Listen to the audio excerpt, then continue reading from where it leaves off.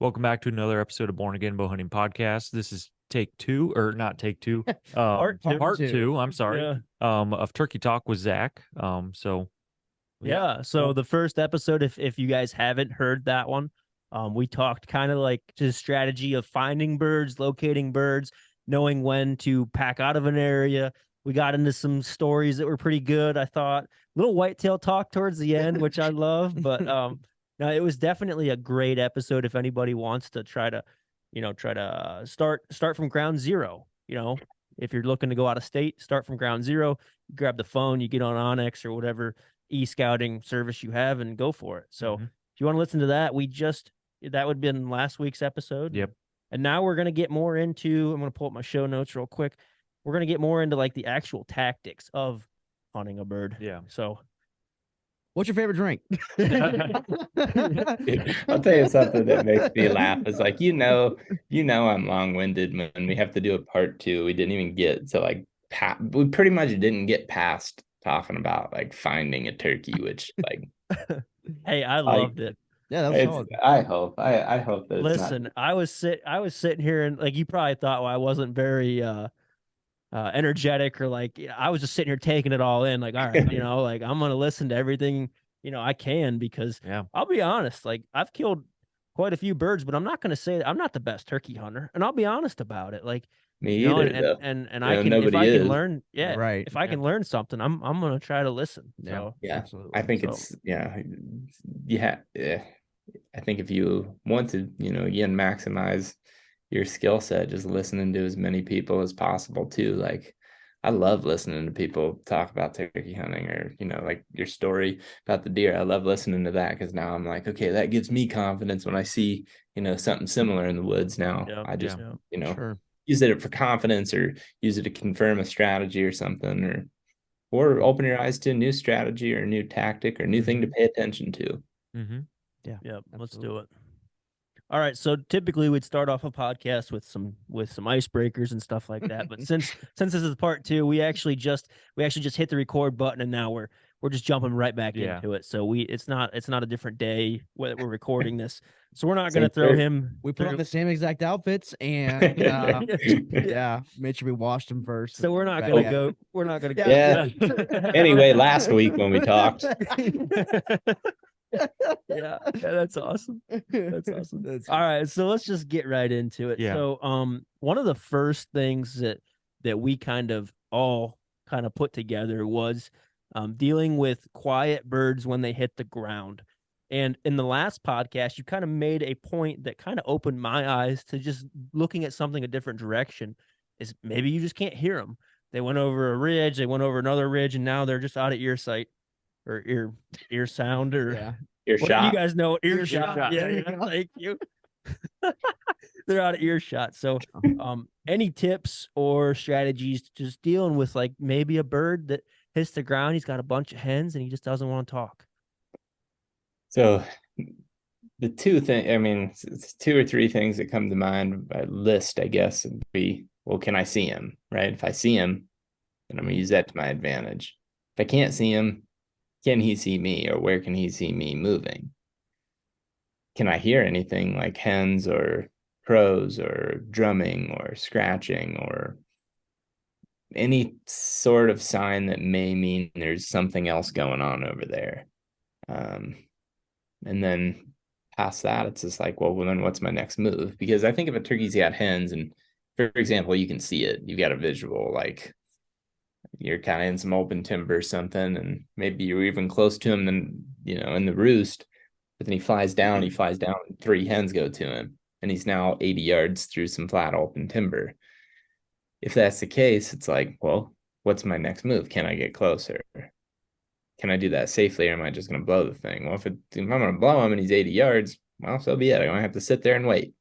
Let him get into a position. And a lot of times, if that's the case, and I can tell that he's not interested, or the hens aren't interested in calling, like, for example, if they're looking and then just leaving it alone and going back to what they're doing, I'm leaving it alone. You're probably not just going to call that turkey, in my opinion. I mean, if you hang out there long enough and they are comfortable and they're not getting suspicious of you, like, meaning if you're a bad caller, it is my opinion that if you're sitting there hacking away and they can see your location, they're just going to move off. Yeah. If you're really good, they still may do that because they're going to look up there and they're like, well, where's she at? Or, where's this other turkey at? Yeah. I'm going to just lay off. If I can tell they're not interested, just wait and reposition. I'm not saying I'm done for the day. I'm just saying if I can get that visual and hold that visual, it's like, just be patient on it. Now, So what are your, I just had something real quick pop in my head. What are Yeah, your it's all thoughts good. on the, like, ticking off the boss hen or like trying to mimic her? Like, what's your success with that? I think yeah, if it starts working, keep letting her rip. Like, for example, if they fly down and they're out at 80 and I start, I feel like I got a good setup, and a good setup meaning like I'm in flat river bottom, but I think there's some little trickery with the terrain where she could truly believe that a hen is just out of sight, whether it's thick vegetation or little terrain, or maybe you're just on the edge of a river bottom where below you it drops just enough, and she's gonna know that, or he's gonna know that, and they're gonna know, well, I can't quite see down there, so maybe that's enough to fool them. So if you hit a call and she lights it back into you, well, light it right back up. If she starts going loud, I don't ever go quiet, but I don't think that's something that like you're just gonna make happen. It's her decision, it's not yours. That's my belief. I don't necessarily think turkey well enough, or I know turkey well enough to say the words that are like gonna piss her off, right? It's like Yeah. if you're gonna go get in a fight with a human, the words that are gonna probably piss somebody off. But if you go try to start a turkey fight, do we really know what that even means? And I think, by reading her, you can kind of learn along the way. But if it's not happening, just leave it alone. Don't let it happen. Just let it not happen. Be okay with that and readjust for the situation. Now, again, if she starts yapping into you and just pop, pop, pop, yap, yap, yap, she's doing stuff like that, do it right back to her, especially if you're confident in your calling. And just keep that chatter going, because she'll probably just pick her head up, start walking to you, and he's gonna follow. Yeah. If that's the case, hell yeah, do that. But if she's quiet, just leave it alone and make your next move. Has that happened to you? Has that situation worked out for you? Yeah. Yeah, that's pretty common. Pretty common for you. Yeah. Sure. Yeah, and my friend Keith got really good footage of our friend Jacob.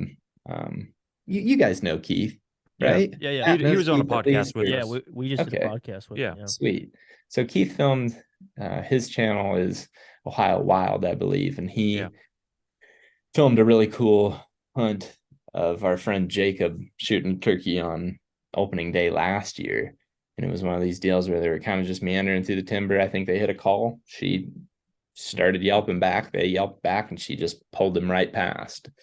Yeah. And I think that hunt in particular is just one that pops into my mind. Most recent is like the most classic example of it just being perfect. Now that's a total, opening day situation too. Like I definitely notice after the season goes on, most places the odds of that happening go down, but like also never okay, so same buddy, Keith and Ben were hunting with, I think maybe even a third friend, but I can't remember who it was. But anyway, they're on some public, and it's like the last weekend of season, and this is places like notorious, like beat up public land, like people hunt this stuff.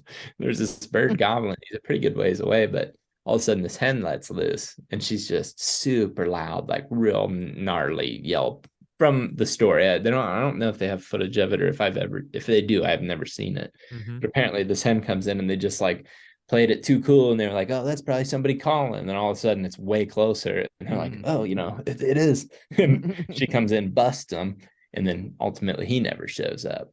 So I mean, don't ever play it too safe. The hen's coming at you. Just make sure you're just at least in a position where you're ready and you're not going to get busted, with your pants down or something. It's just make sure you're ready. Yeah. And I kind of want to make a point off of, I want to leapfrog of what you said. So a lot of people think that like, a hen turkey is the perfect caller in the woods. Have you, I mean, you listen to a hen call, like she makes crackles and gasp, and like she sounds awful sometimes. So don't get discouraged if you have a little hiccup with the mouth call or something, because I've heard some hens like this, the exact story that you were just saying, Zach. I've heard a hen like that has to be some like 16-year-old down there with his first diaphragm call. It has to be. And then all of a sudden, here she comes, and it's like, holy cow. Yeah. She sounds awful. Yeah. But it's Yeah. like, that's just how it is, I Some do- I birds do- just sound bad. Yeah, and I agree with that, and I agree with it with elk hunting too. It's very similar, but I also, on that same note, do believe that if you're really passionate about being a turkey caller or turkey hunter, trying to maximize your opportunity with your tools. So back for most of my turkey hunting career, I just was a total good enough on the calls type of guy. And about 2016, I guess, is the first year I hunted with Warb. That dude's way better at calling, especially at that time compared to what I was doing with the mouth call was just the bare minimum. And like I had heard Hens and I knew I felt like I was pretty decent, but like when I started hearing him, it's like, man, this guy's listening to turkeys a ton. And then even crazier yet, I hunted with Dave Owens in 2018 or 19, maybe. And I don't know if you guys are familiar with Dave Owens or not, but I mean, one of the best callers of ever and of the time right now, and he's doing stuff. And I'm like, I don't even feel confident at all to even blow a touch of air through this call. Like, this guy's insane. And it's like, if I'm going to show up and play this game, why not be as good as I can be? And when I did that and started committing time, like literally sitting right here, not by coincidence, because it sits here is my call. My other calls are right here. I got a whole, look at this, dude. And this sits right beside me every day. Just elk calls, turkey calls, Nice. whatever. That's the plate. Play your calls, get better at that if you can. And like, really, who can't find a little bit of quiet time to just commit to trying it, right? Like, go in your basement, like looks like exactly where y'all are sitting right now is like the perfect spot to just be, chirping away. And I just think, when I was driving too. When you're driving, when you're driving, just driving to work's the best time to practice from a diaphragm. That's when I do it. Yeah, I do it the most when I'm driving, I would say. Yeah. Well, how many? Not to I'm gonna sound like a fanboy, I guess, but how many videos do you guys have of you guys screwing around with the bugle, driving to different states and just like screaming out the window at people? Yeah. It's like it's the perfect. It's the perfect example. We need to do that with our local college. We should go down the street and just start drive down the street and just start hammering on the old bugle call. Dude, I mean, it's a classic joke. Talk about people thinking what's happening, right? That T-Rex just drove by. Dude, it's so loud too. Like that would be a startling thing to see. Yeah. But I mean, I really do believe practicing your calls and just why not, right? It's like, if you love it, why not? And it's going to save you opportunities, going to make you feel more confident. And there's never a time now where a turkey gobbles and I don't just have whatever decision I'm going to make to blow whatever air through that call, it's going to be good and it's going to be good enough. I'm never one time worried about choking. Never. And I mean, I cannot stress that enough. It honestly doesn't matter if it's a bull elk screaming at 70 yards away. If I decide to make a call, I know that it's going to be good enough. I'm not saying I don't play hiccup, because I absolutely do, but I know that it's going to be good enough. And if I keep practicing, it's only going to get better. I mean, I'm a better turkey caller, right now than I was a month ago. And I was a better caller a month ago than I was 2 months ago. And it's like, you just keep trying and getting better and never stop. I mean, just because turkey season ends, why stop? Deer season, rolling around. I mean, I use a turkey call as a cover from when I'm deer hunting. So it's like not every hunt, but it's something I do. Or if I'm doing deer drives or something, when I'm trying to communicate with other hunters, on my team, like I'll turkey call to like be a turkey to something that can't see me, but to my buddies pretty much know, oh yeah, that's Zach over there scratching and calling, And I just think if you're doing those things while it's for a different use, you're still practicing your turkey calls. It's an actual application that makes sense to, keep using that stuff. But yeah, just always have that stuff on you, man. I don't know. There's no harm in it. Yeah. Have you been mad about practicing something too much? So I know Right. I can't be the only guy, maybe the only one in this room, but like a diaphragm call, I can't do it. I just You choking? a gag, yeah. Like seriously, I can do it for a little bit, I'm and then with ya. it's just like once that starts happening, I can't get it. Yeah, just period. So Bubby, I don't know what Any to tell tips? you. Like I Good really stuff, have Kevin. that's the That's one it. thing I could tell you about how to blow some air through, try to make different Yeah. sounds. I can't tell you about the gagging thing. yeah, it's No, it's bad. I can relate because if I Good. don't have that diaphragm cut a certain way, I will Yeah. gag on it as well. I guess So- that is one.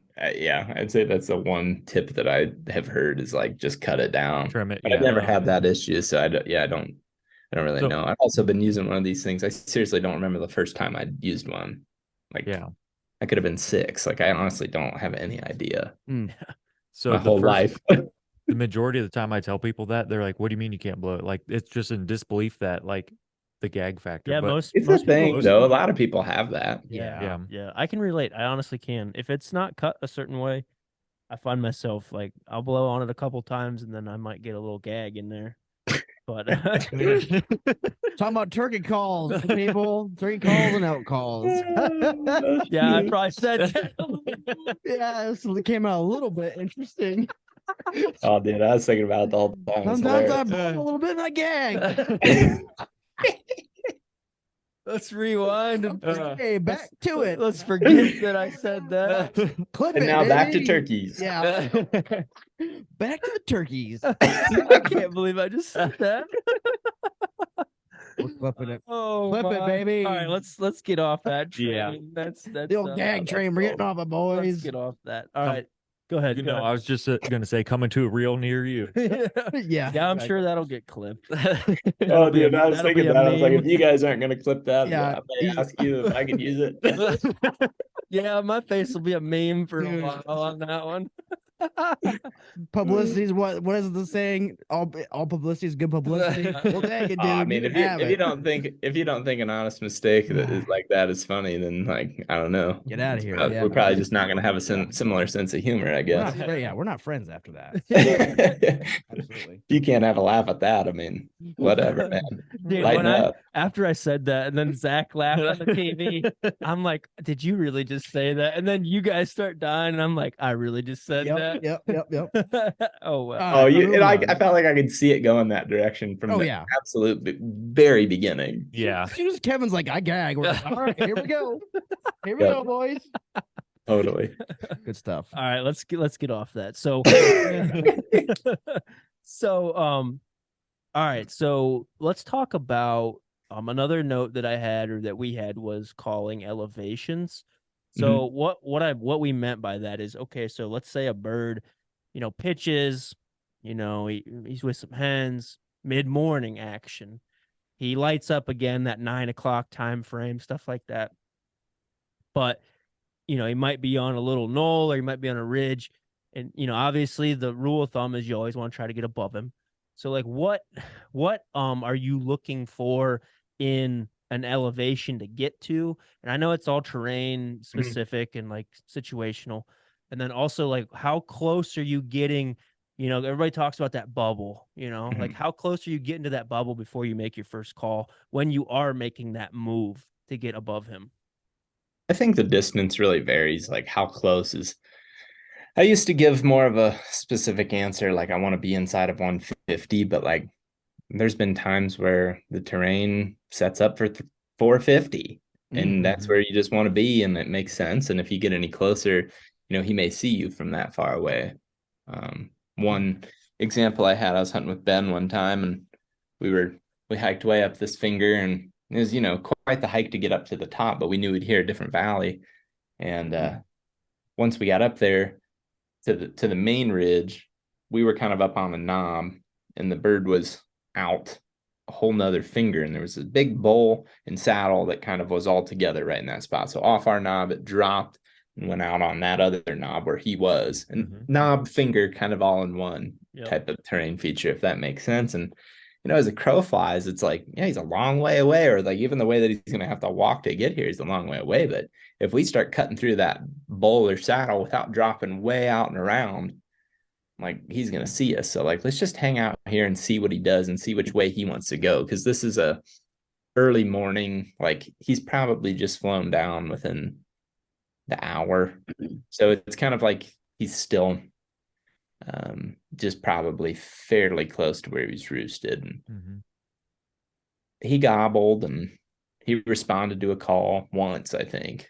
And I was like, man, let's just hang loose here for a minute and see what he does. And he kind of all of a sudden starts to hit that point where it's like, man, he's probably not going to move. I'm getting impatient. We're a long way away from him. Is he really going to come all the way over here? I've been in this situation before where he doesn't. Yeah. I'm just starting to hit that point, and I'm standing up looking down into that bowl. And last I knew, he was still up here, kind of up and out of sight, just enough distance between us. But if he starts coming, I should be able to see him. And I'm glassing, all of a sudden I hear a stick break. And both Ben and I paused, and like Ben actually was filming when the stick broke. One of those, lucky moments that you're happy about later. Yep. Even if it's just for you, it's like cool to remember that exact sound, because it was like, that was weird. And then about 2-3 seconds later, even in the camera audio, you just hear, and I just don't say anything to Ben other than, I think we need to sit, like we got to sit, don't we? And he's like, yeah. And it's like, we didn't even say like, that's him. It's just like, we both know what that probably means. Is like, he's probably coming through that saddle and we just can't see him right now. Yeah. We slowly sat down, and sure enough, he never gobbled from 450 yards over here. And he walked all the way through that bowl and up and through that saddle. And he came in and he strutted the last 20 yards to where he popped up at like 22 to 18, somewhere right in that super sweet spot of just, no brainer. If I get the beat on him, I should be good. And got him. And that was like one of those deals where it's like, okay, so if I put a number on it, how can I say that for sure? The closer, the better generally, but there's so many factors that play into that. And, how hot is this turkey, right? In that situation, we played it patient enough to where we just let the call kind of tell us, this initial call, if he responds to this, and he hears it. And also there was a little bit of old scratching on that knob we were sitting on. So it's like, he's been here before at some point. Yeah, either him or hens, right? And it's like, we might have even heard scratching down below us. So it's like, maybe there was a hen below us too that, we just never really confirmed. But regardless, there was just enough signs, and we just played it patient enough to where it's like, we're probably not going to lose him at this point. Like, yeah, he's 300-400 yards away, but with more experience over the years, we've gotten pretty good at guessing too. Like, okay, let's go check these places to find him later. Or if we don't, we'll hang out and just listen till when he does fire off again, even if it's 4 hours from now. But we weren't worried about finding him later or I guess there was so few factors that really made us nervous about like, we got to kill him right now. So we just sat there and just saw what happened. Now, on the other hand, there's situations where that same turkey has hens and he's gobbling periodically. And I've also had times where it's like, you do kind of lose them for a little bit because they're not gobbling a lot. You're not getting that confirmation to where he's like gobbling on his own every couple minutes or, sometimes very frequently. And if you're not getting that confirmation, then you have to play it a little bit different. And on those situations too, where he's kind of, stuck in one spot, those are the ones I'm generally speaking trying to get closer to. A lot of times I'm going to just keep pushing it. If he's not moving, I'm pushing it. Somebody's got to be moving. Yeah. And it's either going to be him or you. And if he's not doing it, you do it. It's kind of an easy general rule. But, I do like to note that I think something that I used to say that I, believe differently now. And that's what I love about hunting, man, is you can go back, and as long as you're willing to just be critical of yourself, it's like, yeah, there's some stuff I used to say that's just not true at all. Oh, you can't call a turkey from more than in timber. I'd never call a turkey from 250 yards away. It's like, well, maybe Zach, you didn't know what you were doing at that time frame. You know what I mean? Like now, at that time frame, it's like there was different ways that I was approaching it. But like, again, you talk about having confidence in your call, understanding turkey communication. Like if he responds, what does that mean?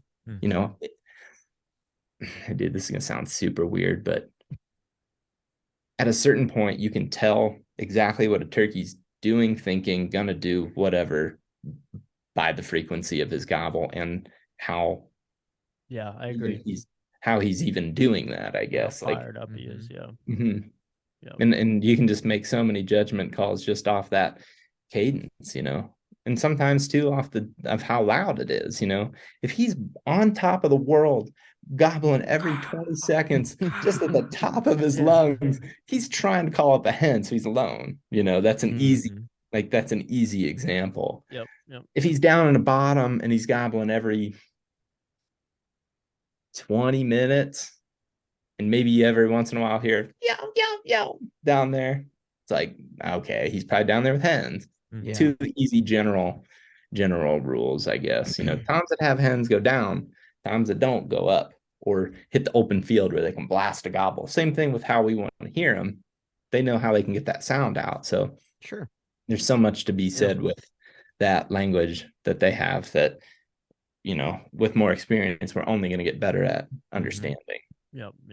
The thing that I struggle with is when they come in quiet, like you were talking about with that example with the bird at 400 yards. Like you make the call, he hammers at 400 yards, and you're sitting there and you're trying to make a game plan. And then I've bumped a lot of birds doing that. Like, okay, so he hammered 2 or 3 times, and it's like, okay, he acknowledged the call, like he's a little bit excited. Like, let's try to work a little bit towards him, and then we'll set up. And like I've made the mistake before where it's like, here he comes, but he's quiet. He's not making a sound, and then all of a sudden, gone. Yeah. We've all made that mistake. Yeah. I struggle with that. I'm not gonna lie. But I think if you struggle with that, I mean, a piece of advice that I would have is just try to tune into the things that are beyond the gobble. Like the more you can tune into that sound, like walking in the leaves or drumming is a big one. Spitting, even if you can't hear drumming. Some people say they don't hear drumming, and it could be a frequency thing. So like if you don't know exactly, I feel like as a turkey hunter, it's like if you don't know exactly what everybody's talking about, you probably just can't hear it. Yeah. Which is super unfortunate, but it's like that's get them Walker game ears on, exactly. Yeah, turn that thing up, you know what I'm saying? Crank it up. Be like a DJ out in the woods. To me, like the most insane sound in the woods is just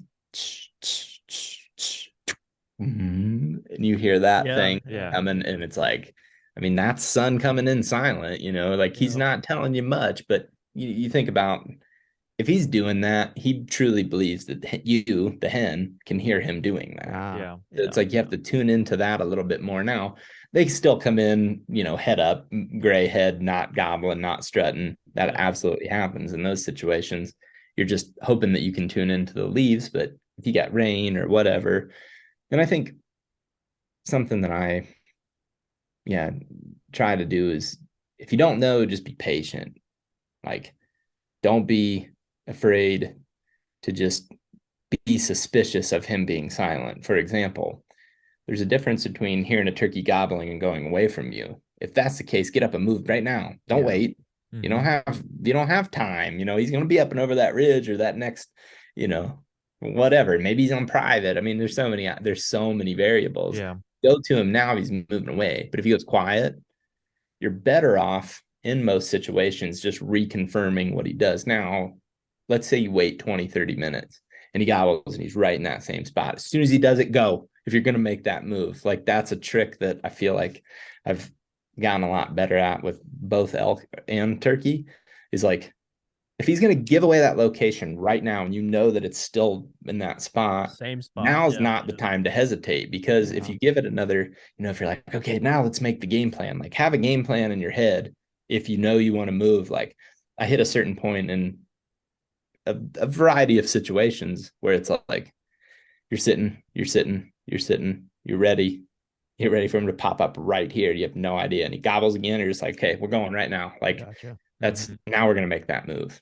Or maybe I'm talking to somebody behind me, if I'm hunting, filming, and if I'm filming, I'm doing the same thing. Like we're talking about a game plan, but we're not moving, it's like, or if I'm looking at my map or something, it's me as the cameraman. We still got a guy shooter that's got his eyes up, and I'm kind of just looking at a map, not really moving, trying to keep that minimal because especially on a wet day, they will just pop up and be like, oh, peace. Yeah. And that sucks.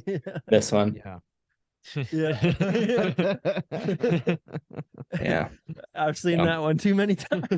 Oh yeah, dude. Yeah, who hasn't though? If you're not seeing that, then You're not seeing turkeys, right? You're hunting somebody's ranch. For real. That's so funny. Actually, Kevin, I'm gonna pull up the show notes so you can do the next one. But well, go ahead. I was just gonna say. So I had a question that do you think there's an area where like too many Jakes is a bad thing? I mean, yes and no. I mean, for your success, maybe, but I think having too many Jakes is a great thing. The more Jakes you're seeing this year means the better hunting is going to be next year. Yeah. But I've definitely seen where they can totally screw up a Tom's program, where he's totally, wimping out. Like, I've seen before firsthand, like a group of 4 or 5 Jakes come in and like they'll run a Tom off. Crap out of the Tom. I've seen that multiple times. Yeah, you get a bunch of Jakes. You get a bunch of Jakes together. They'll beat the crap out of the Tom. The old frat boys going after the old frat boys going after the old guy. So sometimes the next year too, they'll keep the trend going. Like really, when you're 2-year-olds, you get a big pack of 2-year-olds, like the ones that strut and they literally look like a mirror image of each other. Yeah, like a lot of times those birds are like generally the same age, at the same dominance level. But when they pack it up, they become like this superior turkey. And they get this confidence that they can just run around and just beat everybody up. And it's totally a weird deal. One of the coolest. Everybody's got that one that got away. Here's one quick, I'll make it quick, story of one that got away. I love it. Love this turkey. Love the ghost in my mind, that he is at this point. So it's like, I don't know, probably about this time of the year. I think actually it was right about this time of the year. And we went way back into this spot. We were in the big mountains, and Tennessee, I think, is definitely where we were. We get up on this high point and it's like birds gobbling way, like measuring them on our map, like a mile down into this other creek bottom. And we'd already walked 2 or 3 to get in there. And we're actually to the next road. We're actually way closer to the next road than we are where we accessed it. But we accessed it from kind of like mid elevation, where the other access was down low and was a little bit easier to come up. There was people, I guess why I say that is there was definitely people hunting in that. We just worked a little too hard in that particular situation to get to them, but we ended up going way down in there, and we're going through some planted pines, and it's pretty open, and we're starting to kind of cut down the side of this finger, and we're going to take the side of this finger all the way down and just try to get really tight to where we'd last kind of guess these turkeys to be. And all of a sudden, like all at once, I hear drumming and I see him, like, a lot of times when they drum, they spit and drum and they push forward. Yeah. And right as I'm hearing that drumming, he steps out from behind a tree, and I'm looking at him and 2 or 3 hens. And how far? Like 80, just straight down below, and kind of like a little mini hub. It wasn't the main, creek, but it was a little mini hub off of a couple fingers that came together, right where we last heard him, but had been way, way up the mountain, and now we're way down in there. And he just, one of these deals where it's like he went quiet, and we just didn't play the other cues enough. We were going too fast. We were bombing into the bottom. Luckily, we see him just hit the deck, and we can't do anything. It's like one of those perfect storms where we went just far enough and didn't get caught, but we can't go back and we can't go forward. We're straight up stuck. So we just watched. And it was such a cool learning experience, and just to see the dynamic of turkeys. But he had the hens, super dominant bird. And like the more I looked at him, the more I'm just like, this thing is a straight up freak. Like he's huge, like super mature bird, like big head, big long snoot. His whole body just dwarfed the hens. A lot of times Toms do, but there's occasionally those times where you're like, what the heck? Probably just a turkey that just had been around for a while, or just was or maybe he was younger, but just a freak of nature as far as genetics or something. But the thing was huge. And what it really dawned on me that was huge is throughout this whole, I don't know, hour and a half that we watched them, these two younger birds came in, and they, while this is all happening, they start gobbling periodically. And they're doing classic, what I would call like the 2-year-old move. They're just flying around all over the place, just gobbling a bunch. And they're like, periodically too. Like it'll be like 5 gobbles over here. And then 20 minutes later, they're over here and they're gobble 5 more times. And now, they're back to where they were. And they're just making these stupid, pointless moves. They're just looking for hens. They're all in a small area still. And like, you're probably not hearing these turkeys from a lot of really obvious places. They're tucked down in there still, but they're cruising, man. And all of a sudden, here they come. They didn't even gobble. They just come running into him. And he just walks right up to him like, yeah, right. And they just bailed, took off and started gobbling again. Finally, they went around the finger that we were coming down the side of. They kind of went around that. We couldn't see him anymore. I was like, perfect. Let's just get up on the high point and slide. Just basically flip sides of this finger and slide down the nose towards them. We get down there and bird gobbles over here. And it's like, well, he should be over here. Well, we flip over here. Then all of a sudden the hens start coming towards us. And they start filing down through there and you hear them drumming. And the thing had to have been 20 yards. The hens, dude, I kid you not. There's all video of all this. It's such a cool video. These hens are looking at, so that bird gobbled. This one starts drumming. We shift and try to flip within the setup. And this is keep an eye. And the bird is coming closer. The hens get to point blank. We're laying behind a log, and these hens are literally looking at us underneath the log at like, a yard. What are you? And we're just laying flat on the ground. And he's just out of sight above, that log past them, but he's drumming, but we can't pop up and try to get eyes on him because the hens are right there. Long story short, he filters past us and they never spooked, but they were like, what are you guys? They never spooked, and we kind of get up into a setup, and now it seems pointless because they've already drifted past.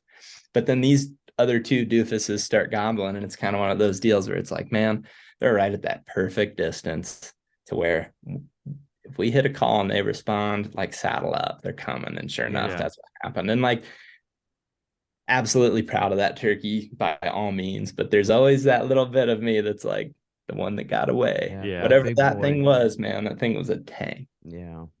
Hey guys, I gotta pee like so bad. I'll come right back. We'll pause. All right, so you go, Gabby? We're good. We're going. Let's get back into it with that last question. Yeah. Gabby. So I came up with I had a question because I've kind of ran across this before too. So what's your last ditch effort to get a bird to gobble? Like, say it's like the last day of the hunt, or like, end of season, something like that, and just to make a move on them so you can kill them then. Yeah, a tight-lipped old bird. Just like as a locator, or you actually know he's there?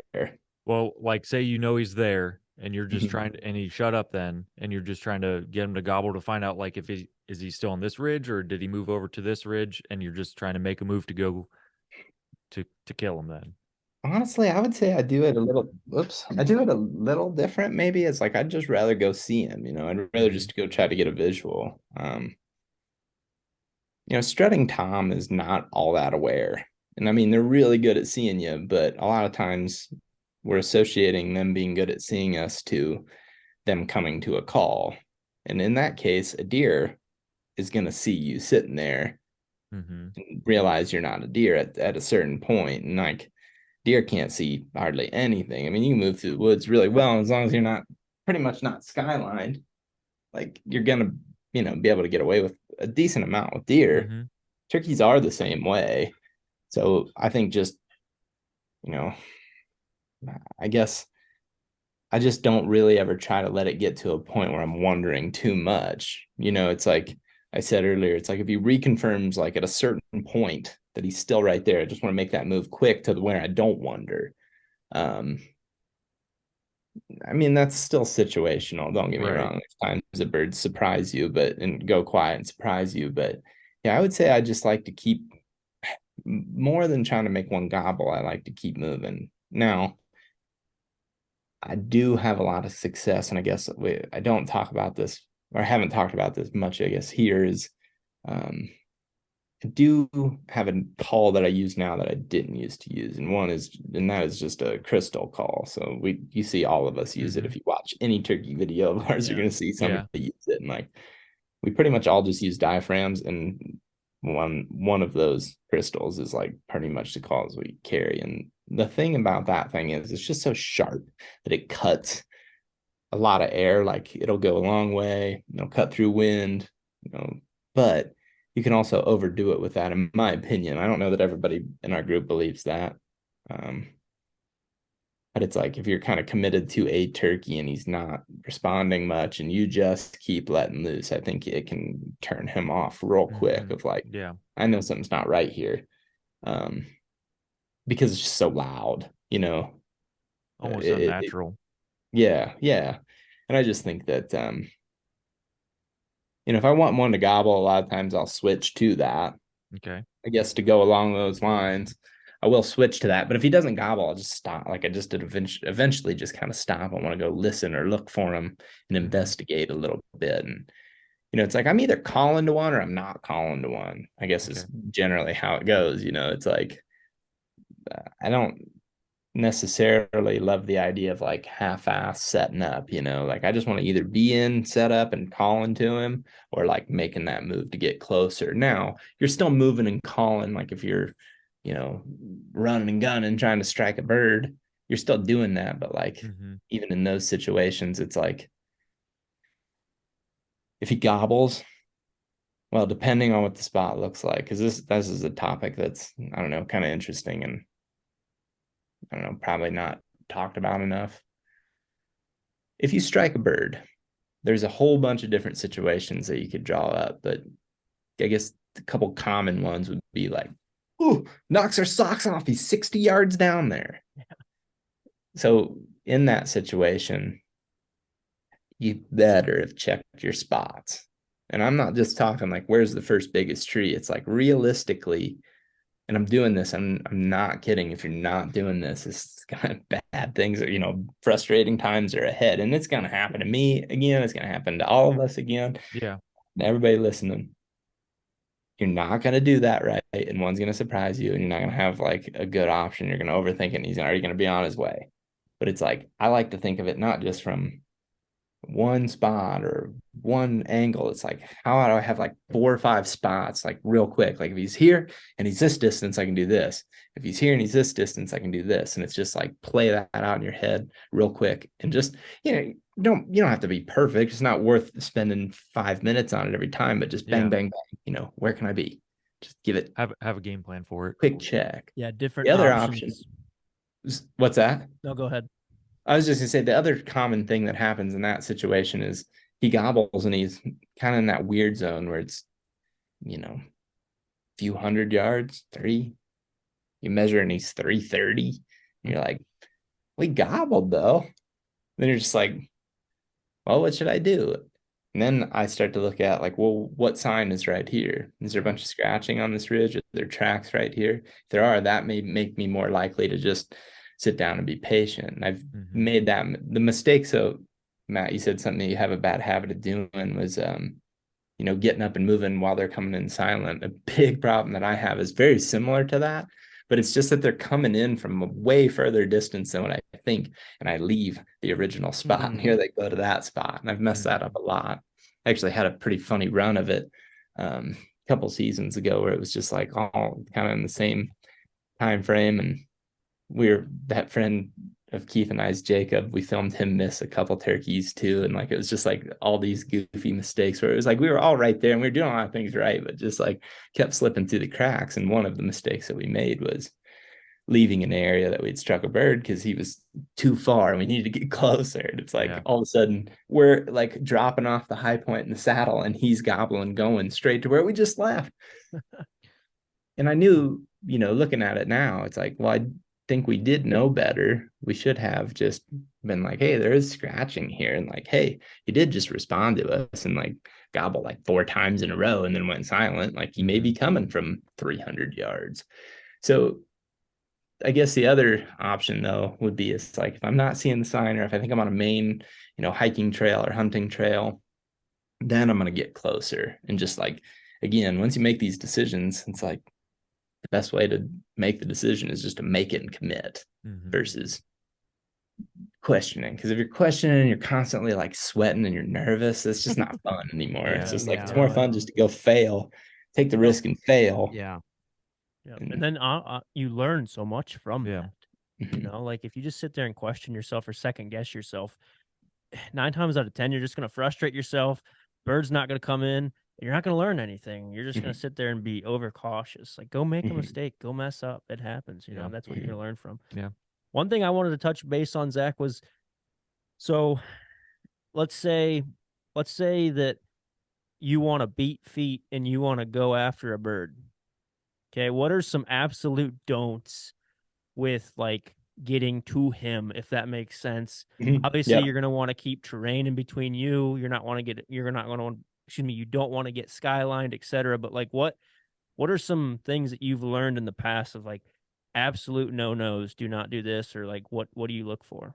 I think the biggest thing is just don't go into a new. I call it like the best way that I explain it to my buddies is going into a new world. There's multiple ways you can go into this new world, this new, little habitat spot within the terrain or vegetation. And like examples would be, if I'm going up to a knob, I don't ever just walk straight to the top of that knob. I'm always stopping at like, 30 yards to listen for the first time, and then again at 20, and then again at 10, and again at 5, again at 1, and then go over. Especially if you don't know exactly where he is, if he could be moving or getting closer to you. Another example would be like a wall of vegetation. If you can't see more than 20 yards and last you heard him, he's 150, like, yeah, get through there, but don't just bust out on the other side and be like, oh, I'm glad to get out of there. Like crawl up to the edge and stop and listen or watch or glass. Glassing in turkey hunting. Don't hear about it enough, in my opinion. Like we glass up turkeys a lot that we wouldn't have seen otherwise, just because we hit those new worlds or this new, I don't know how a better way to say it, honestly. It's just like a new area. You get better at, I look back at, what I was doing in 2010, and it's so, stupid. I was so careless and just no idea really how the lay of the land may be being used against me by the turkeys, or how no idea how to manipulate it against them. And then, I started doing more hunting in college, and then fast forward to through THPN now and whatever, and it's like, man, you just start to see those places and know that like I'm not gonna like just blow over that specific spot because he might be right there and just ruin it. I also think just like calling too much and too loud and just like, I don't know, one of the things I just don't like is like just a yappy hunter, like just yapping, just not that good, just calling a bunch, just sitting in the same just spot, floundering around. Like, I don't know. It's like, be strategic with what you're doing. Like if you're gonna make a call, do it for a freaking reason. Don't just let stuff float out there, because like if you're just yapping walking across the top of the ridge after you've heard a turkey, like he's probably at some point just gonna be like, wait. And maybe you get lucky and it gobbles, but like if you have a turkey that's not just completely on fire, every turkey has his day, is something that I heard once, like where he's just a fool. Doesn't matter how old or young he is. It's like a rut buck. Yeah. Like just duh. Yeah. They all have their days, but like the days that they aren't are the days that you have to use your woodsmanship skills to take it a step further. And that's where, truly loving turkey hunting, I think, is you really understand when somebody really loves it, is they don't just want the day. Like, honestly, we all love the day that the turkey comes screaming right down the pipe, right up the ridge to you. But like, if he did that every time, I would not want to do it. But there's a lot of people out there that only want that. And then when it doesn't happen, they either make excuses or pout or whatever. They make it this negative thing, and it's not their problem. Well, if you really love turkey hunting, just keep questioning your strategy, and then keep making moves. And then also, I guess the reason that I like turkey hunting is just like deer hunting makes me better at turkey hunting. Turkey hunting makes me better at deer hunting. Mm-hmm. And I truly believe that. I truly believe that. Like dude, the stuff that I do deer hunting on the ground is 100% learned from turkey. I mean,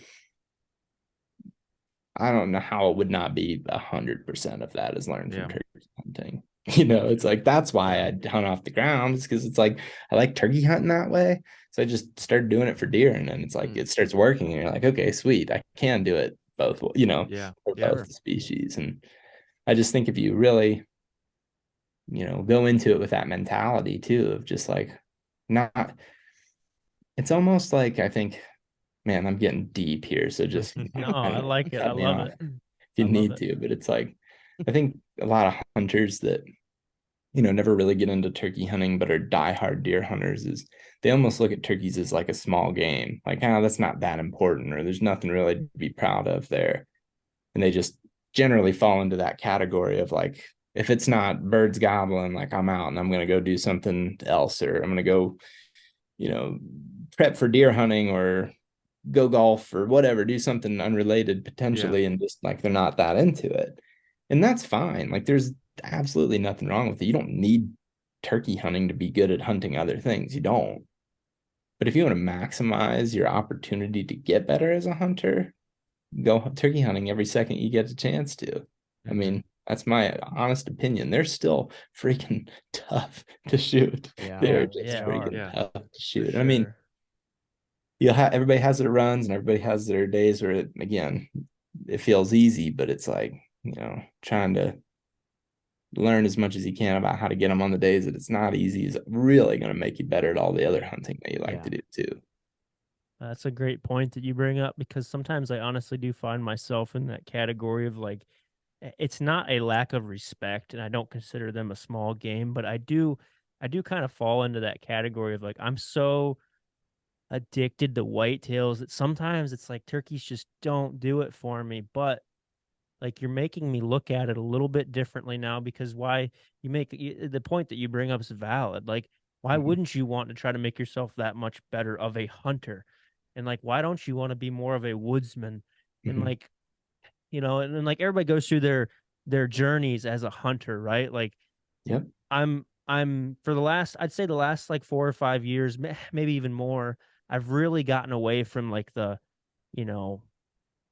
grandpa's bait site and grandpa's tree stand, and I'm really pushing myself to be a woodsman. And like, I really strive on that. Like, I want to be the best woodsman I can when it comes to whitetail. And the point that you bring up about turkey hunting is just, it kind of slapped me in the face. Like, well, duh, Matt. Like, yeah, that would help you be a better whitetail hunter, just because it would make you a better hunter. It's just common sense. Just, you look at it a little different, and I like that. Yeah, definitely. Yeah, and I mean, I think one thing that happens a lot with like antler hunting, like hunting a buck or a bull or whatever, I mean, is there's a way to measure that, or a perceived way to measure it. I don't actually believe it's even true. Like, that's why I'm very not into whitetails or deer score or elk score. I've never scored anything I've shot, and I'm not going to. And the reason that I don't is I think it's so easy, especially for somebody newer into hunting, or like somebody that's both new and old, is like, there becomes this perceived like ability to judge success or judge somebody's skill level based off number. And then people can't get it with turkeys, and then they lose interest. And I think that that's a reason, people kind of have this, like, it's not that they don't think that turkeys are cool, but it's like, well, I can't measure it. How am I going to measure up to somebody else? And it's like, I just try not to view hunting that way ever. It's like, hey, like, Dave Owens has a quote that, like, I just think about hunting in general for myself. It's like, he told us one time on a podcast that he doesn't love turkey hunting more than anyone, or he doesn't love it more than anybody, but nobody loves it more than him. And I feel that way about hunting. It's like, like, at the end of the day, I know how much I love hunting. It's like, what do I have to prove by shooting another turkey or shooting a bigger buck or whatever? It's like, hey, I love this. What am I competing against? And I think, Yeah. Keeping that in mind with your turkey hunting expectations too is like important. Like last year, I shot one turkey. I don't care about it all. The year before that, I shot a lot more than that. And it's like, I chose to do more filming and stuff last year, and I'm okay with that, man. It's like, what do I need? What do I need to prove? If I'm going out there, I'm still getting the experience, and I'm hunting with buddies, and we're still getting this, shared experience that's making us all better. Doesn't really matter who's shooting. Doesn't really matter, the size of the turkey. It doesn't matter. Those things don't matter. It's not taken away from the memories of it, and what I'm getting out of it from like just a happy place. Go into my happy place, escape into nature and go hunting and do my thing. It's like, what are we measuring here? Like, again, I don't really know. I've never met anybody that loves it more than me. So at the end of the day, I can go to sleep with that, and I think everybody can, honestly. I don't think that I'm the only one that could say that. Like, Right. we can all say that if we want. Like, if that's what you really, if that's what really makes you happy, like, and you love it more than anything, that. It's just like, and people can do that about multiple things. Like, there's, for example, too, there's people out there that, probably love basketball more than LeBron, but, they can go to sleep proud of that, right? It's like, yeah, maybe you just don't have the skill or, genetics. And even if you work really hard, there's some people just get limited out, but that doesn't mean they don't love it. And I think that, just keeping that in mind. I mean, maybe that's just me being too unrealistic, but like, I guess I just don't feel that, there's there's certainly nothing in my opinion that's healthy about deer score. And I know that that's an uncommon like opinion. But I think it just like can easily create like just a lot of bad blood and a lot of bad attitude. And, just with that being said, I really don't care if people score stuff. It's just like, there's different ways to go about doing it and whatever, I suppose. But yeah, I I understand. don't know. Just getting long-winded here, but that if you hyped keep me that up, in dude. mind, what's that? That hyped me up, man. Like, I'm serious. Like we all, like, for me, it's target archery, and like you don't know me, but like how you guys are feeling about hunting, like I'm just happy that You're just like that's my bow. passion. Like you just, and it's so cool that we can do that and that we can zone in on that stuff. It's just like, oh, it just was inspirational, dude, because like I don't know, like I'm so passionate about it. I'm so lucky to have that, because there's some people that don't have that. Dude, They don't have absolutely. they don't have it with hunting. Yeah, we talk about that all the time. It's like, dude, I just am so happy to be doing this. And like, they were born again bowhunting, like our relationship with God, Jesus, that's first. But then after that, for us, it's like, I just find so much satisfaction in that. And like the friends that I get to make, and like talking to you and like Matt and target archery, and like just being with your friends and like just being present and like getting away with the phones, and like you're in the moment doing something that's like just you're so passionate about. Oh, it just hyped me up, dude. Like, that's I awesome. love it, son. I love it, man. Fires them up. Because like I said, That's awesome. there's people just miserable, dude. There's just people that don't, they just hate their lives. We talk about that all the time. Like, and they just don't have anything that drives them. And it's like, it's cool to be surrounded with people that are like-minded and Yes. willing to work and that have a drive. Yeah. Because if you surround yourself with like-minded people that are going to push you, Yes. you're just going to become so much better in that, whatever category that may be. Well, look where it got Zach. I mean, exactly. Like, you get to do this for a living. Like what you just talked about, people do that on the weekends because, but you sacrificed, and you're just, I don't know. It's cool, man. It's good stuff. No, I like it a lot. Good stuff, dude. I like it. Freaking love it. So Yeah. Well, like I guess right? one final thing. Started that, but yeah, that's great, dude.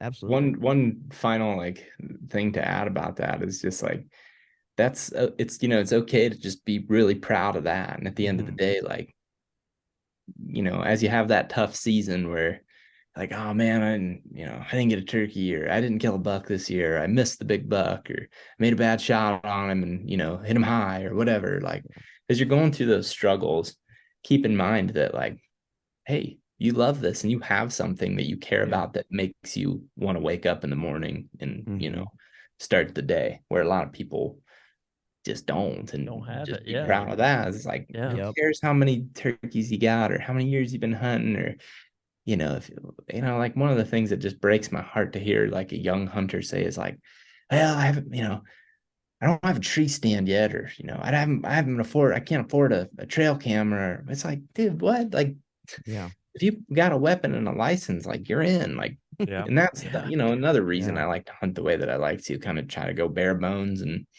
ground hunt for deer, stuff like that, is like, hey, like, you don't need anything. You just need like a desire to do it and willingness to learn, and Some unveiling drive. a dang tag and you're hunting. Yeah. Yeah, Yeah. no, I agree, and I can't express how much I agree with like the score at kind of going back to the whitetail thing, but it Mhm. all ties in, and I want to tell the story. Like, how many young kids have you heard say like, "Oh, well, I passed up this buck," or like, "Oh, I passed up that buck because he wasn't big enough," and it's like, "Well, how many bucks have you killed?" And they're Me as a like, kid, yeah, like and they're I was like, doing "Well, that when I was I've a Yeah. kid. I haven't really killed many deer," and it's like, you have to kill to become a killer. Like, Mhm. and I know that sounds kind of corny, but it's like if you don't if you don't progress up the ladder, Yeah. you can't go from 0 to killing a 200 incher. It's not possible. And the Well, people that you do, can, but to consistently do it, To you're not consistently going do it, to. yeah, Right. it's just Yeah. not going to happen. And like, you don't put yourself in the situations and the experiences. Like, it doesn't matter how good of a shot you are in the yard.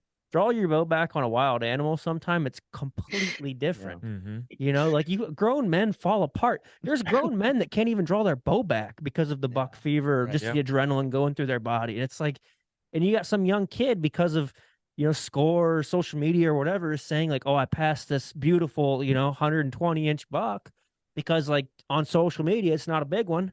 And it's like, man, just shoot that thing, you Yeah. know? Dude, here's what I call that: the pass bragger. There's nothing more gross to me, seriously, than a I pass passed this one up bragger. last Yeah. week. I passed that one up Like, last dude, week. putting stuff up on, on social media, like pass this buck up. It's like, how about I saw this buck? Well, Yeah. they Yeah. word it differently. Sure. There's a way to word it that makes you not a pass bragger, but most guys are that pass brag I are, like that. the people that post that picture, whatever, they're Mm-hmm. pass Yeah. bragging. They're doing it for a reason. They want you to know how good they really are. Yeah.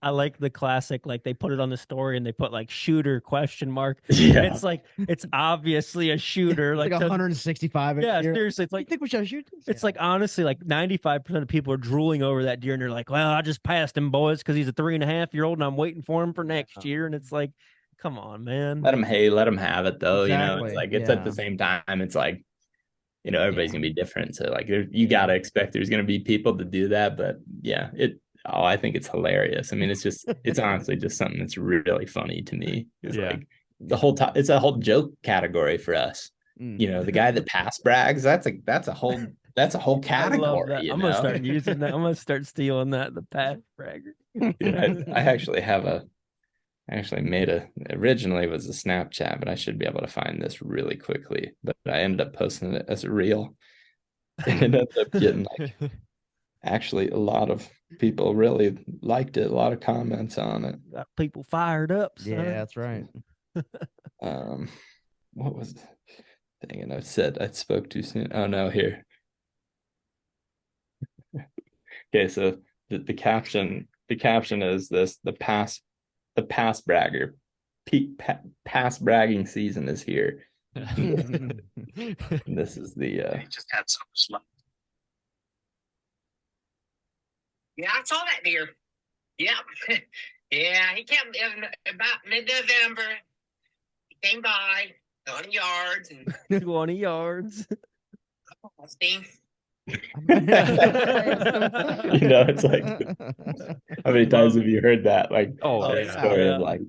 like you're some guy's flipping through camera pictures on his phone, and he's like, "Oh yeah, I passed this one." It's Yeah. like, Congratulations, Yeah. sir. Nice. Yeah, 11 more empty freezer. Yeah. yeah, small buck slipped past me and surprised me off on my right side at about 20 yards this season as well. And I definitely didn't pass him. I just wasn't ready at all. It's like, how many times is that the case too, right? Like, Yeah. that's what's also ironic about the pass bragging to me is like, dude, I get caught off guard by a deer in range. Like, there's a lot of deer that I, maybe wasn't planning on shooting, but I couldn't have shot him even if I Well, wanted see, to. right. that's It's exact. like, I was just about to say that. How many of those guys that are like, I passed that one or I passed that one?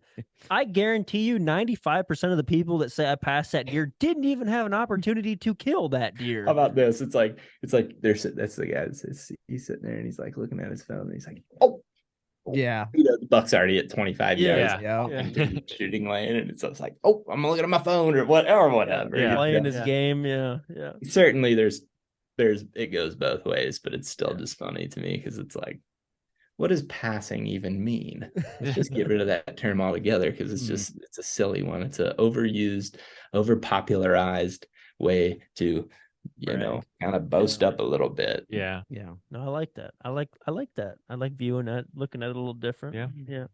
I don't know. But also, guys, I mean, I'm just a weirdo too. So like keep that in mind. Everybody listening to this, I'm just a weirdo at the end of the day. I like to go against the grain a little bit. No, Like, I that's like good. I like that. That's what, yeah. that's what people are attracted to. Somebody that's Yeah. a little bit off the rocker. You know what I'm saying? Yeah. But everybody likes Ted Nugent, right? Yeah. At least they know about him, you know? Little off his rocker. Yeah.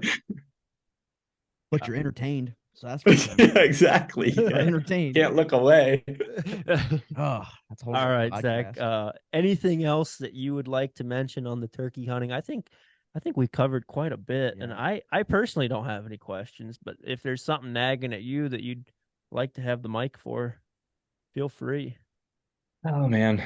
No, I mean, enjoy it. Find a way, if you're gonna go, like find a way that you can use it to just get better at hunting like we talked about, and be aggressive. Don't be afraid to make the moves. If you're questioning anything, like just try to relax a little bit and just make a decision and go with it. I mean, there's just so many aspects of turkey hunting that are awesome, and the number one thing being is like there's always tomorrow. There's always a chance that tomorrow is his day, and you can go from 0 to 100 in an hour and 5 minutes.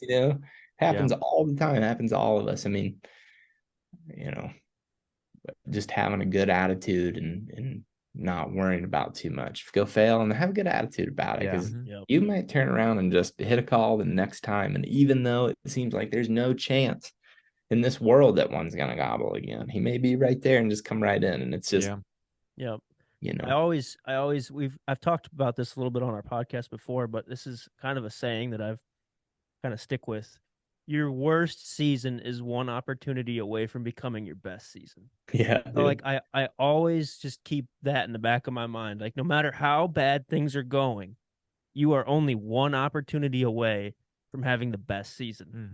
Good point. So like just always keep that, positive attitude, because hunting's gonna kick your butt. Like anybody that's done it that is actually passionate about it there's days where you're just like, man, I can't do anything right. Yeah. But then there's also days where you can't do anything wrong. Yeah. So it's like, just keep striving. And then you those still days. don't kill, and you still don't kill them. On the days you don't do anything wrong, you still can't kill them. Exactly. That's the crazy part, you know? Well, Still an animal. Yeah.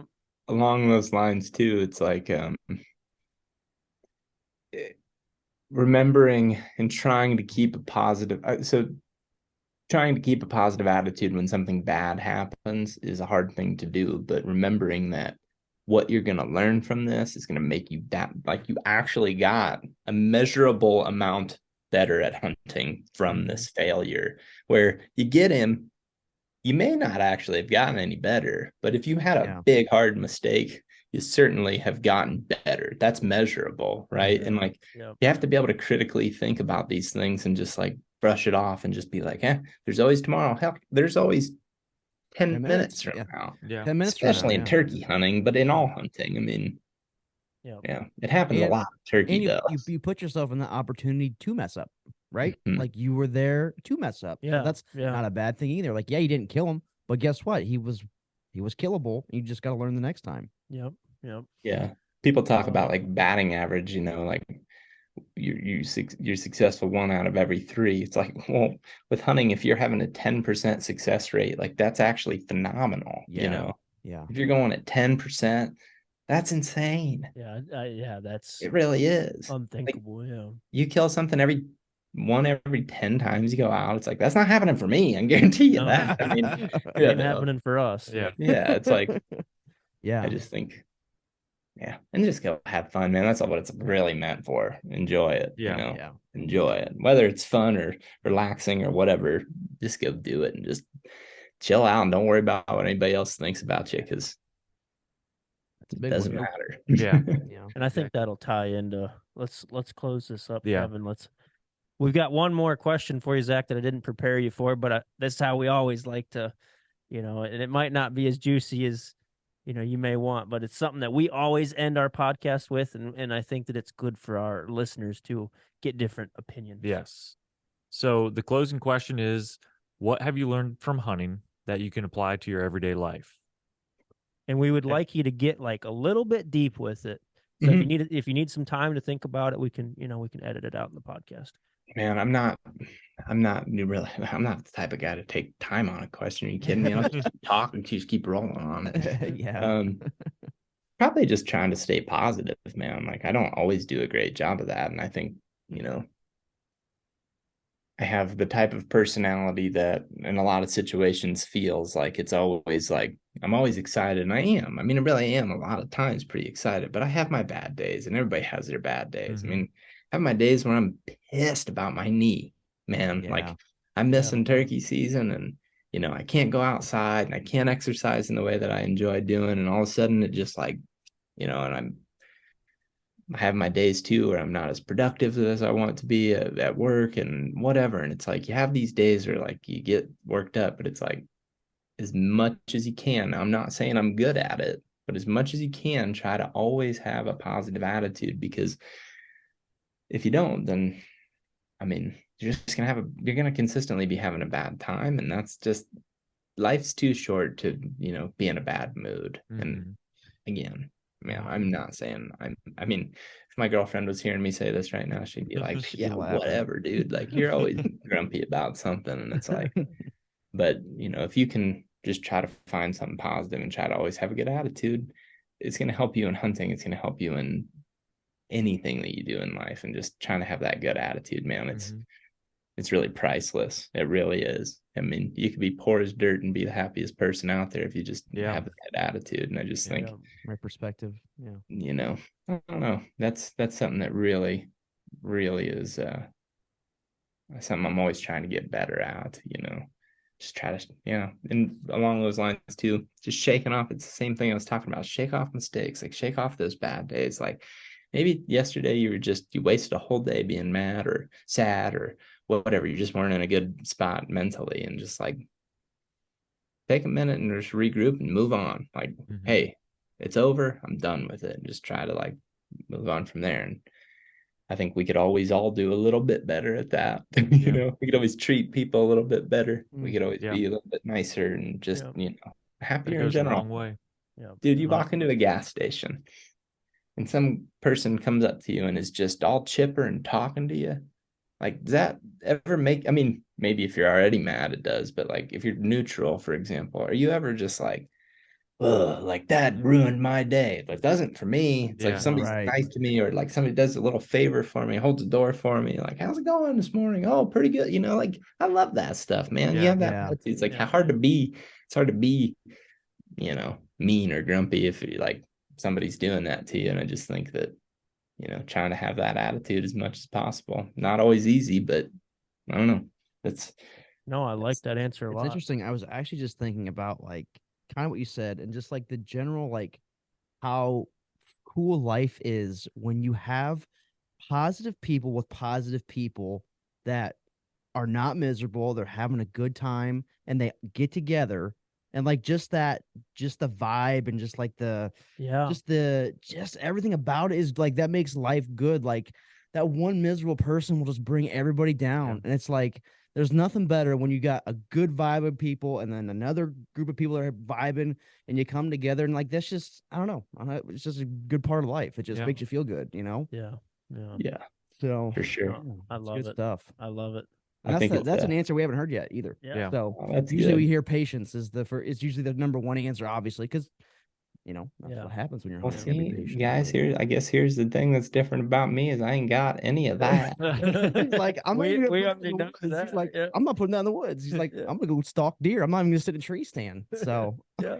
We Yeah. know that. It's not totally true, but it's kind of true. that's hilarious. Well, we want to thank you for coming on and talking some turkey with us. So, if you would, do you want to leave like your Instagram, Facebook, YouTube, Yeah, anything like that? plug Yourself. For Yeah. anybody Yeah, that just- lives under a rock Yeah, that doesn't know who seriously. THP is, but yeah, go for Yeah, it. just the hunting public, just search it. We got a new podcast channel, I guess is the thing that I'm most excited to plug.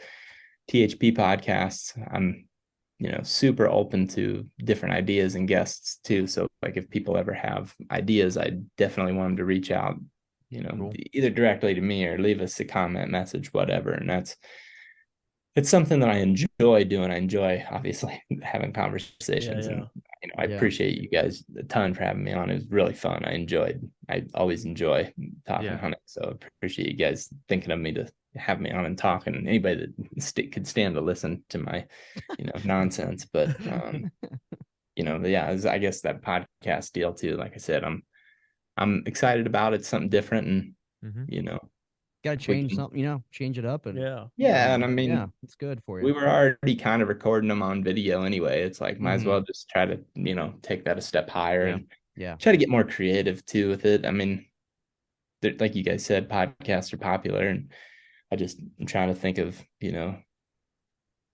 spending an insane amount of time trying to think totally outside the box. And it's, Yeah. Yeah. It's important. I mean, I do that for our hunting videos too, but it's just like, yeah, and I'm always open to ideas and different things because I think sometimes there's things that I'm not interested in at the moment, for example, and then I overlook it, so it's hard to like think of a specific topic for a podcast or something, Yeah. but Yeah. you're just overlooking it because in that moment you're thinking about turkeys or you're thinking about elk and Mhm. there's this other thing. But anyway, No, this was definitely one of my favorites. And Cool. Zach even said it himself. I thought it was so funny that I sent Zach some show notes of like what we wanted to cover in like an episode. We didn't even get through like half of them, and we were at an hour. And I'm just like, dude, I'm loving this. So we actually made obviously you guys Part know two, that yeah. this is part 2. So yeah, I can't. Or we can pull Joe Rogan and hang out for another hour, and we'll just do a 3-hour podcast. I think that'd be a little Yeah. much. I actually just tried that on our new podcast channel.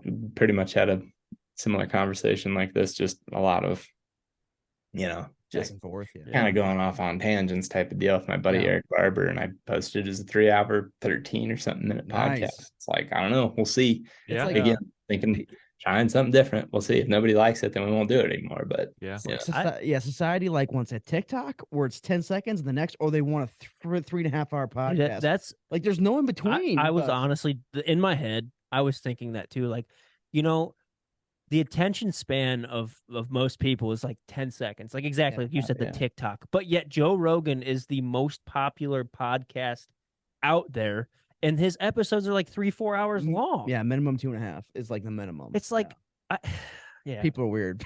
yeah, I know it. I don't understand. We could go. Yeah, we can go. there, We can pull that off. So All right. Well, we want to be Yeah. cautious of your time, Zach. I know that you've spent the last couple hours with us, and like 2.5. and Thank you. I cannot thank you enough Yeah. because, like, honestly, this was one of my favorites, and I just sat back and took it all in, and I greatly appreciate it. So, Well, like I said, I appreciate you guys having me on. I had Yeah. a blast as well. So thanks a Awesome. lot. let's wrap it Awesome. up, Kevy. Go ahead. Yeah. So thanks again. So doesn't matter what you've done in the past, you can always be born again. And born again is out. Peace. Cheers.